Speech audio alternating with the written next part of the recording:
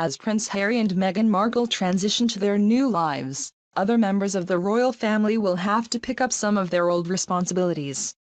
Case in point, Princess Anne, Harry's aunt, is reportedly set to become Captain General of the Royal Marines, once Prince Harry gives up his military roles this spring. Buckingham Palace announced that as part of the couple's new arrangement, which involves them becoming financially independent, the prince is required to step back from his official military appointments. Queen Elizabeth is expected to formally announce Anne's appointment soon. Harry will attend one last farewell engagement with the Royal Marines, when he and Meghan return to the UK in the coming weeks to take part in their final events as working royals. Anne will appear at the Royal Marines engagement as well. Born second in line to the throne, Anne, the Princess Royal, has lived a remarkable life in the public eye.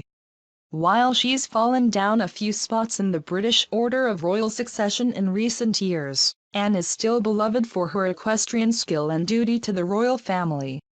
Princess Anne will make royal history when she takes over Prince Harry's military role in the Royal Marines in the UK spring. The Princess Royal, 69, is currently Chief Commandant for Women in the Royal Navy and is already associated with 65 military organizations. The Princess Royal is already Royal Colonel of the 6th Battalion of the Royal Regiment of Scotland, Commodore-in-Chief of the Naval Force of Canada and Royal Honorary Colonel of the City of Edinburgh University's Officers Training Corps, to name but a few. She is also patron of the Battle of the Atlantic Memorial Project in Liverpool, the Camp Hill Veterans Services, aiding Canadian veterans in recognition of their services to their country, and the National Museum of the Royal Navy. When the princess takes over for Harry, she'll become the first woman to hold the position. Prior to Harry's tenure, Prince Philip had been Captain General for 64 years. The long-serving royal only stepped back from the role in 2017, when he retired from his public duties at the age of 96. Harry has held the role as Captain General of the Royal Marines for 2 years, taking over from the Duke of Edinburgh in December 2017, when Prince Philip retired from royal duties.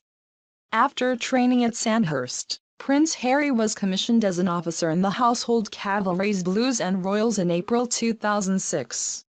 Harry is also the Commodore-in-Chief Small Ships and Diving in the Royal Navy, and the Honorary Air Commandant at Rathonington in Suffolk. During his 10 years in the Army, he undertook 2 operational tours of Afghanistan and qualified as an Apache helicopter commander. Known as Captain Wales by his comrades, he proudly told one fellow soldier, "I've got the best of both worlds. I get to do all this. I can fly helicopters. I can shine a spotlight on the work I want to do." It was the Army which offered Harry his first taste of life away from being a royal. Prince Philip, who was Captain General for 64 years, was reportedly keen for his daughter to take over the role from his grandson. It is hoped her appointment will prove inspirational to women considering a career in the armed forces. Just one female Marine enrolled for the notorious Commando course in 2019, out of 1,000 who expressed an interest, while all the 600 recruits for this year's course are men. Philip and Anne have often been said to share a close bond. Philip always had more fun with Anne, Eileen Parker, wife of Philip's friend Mike Parker, told the Daily Mail in 2017. Charles is more like the Queen, while Anne is very like Prince Philip. Princess Anne is often named as one of the hardest-working royals, having carried out 506 engagements in 2019, according to Tim O'Donovan, who compiles an annual tally from the court circular for The Times. The Prince of Wales topped last year's list after attending 521 engagements, putting him in front of his younger sister.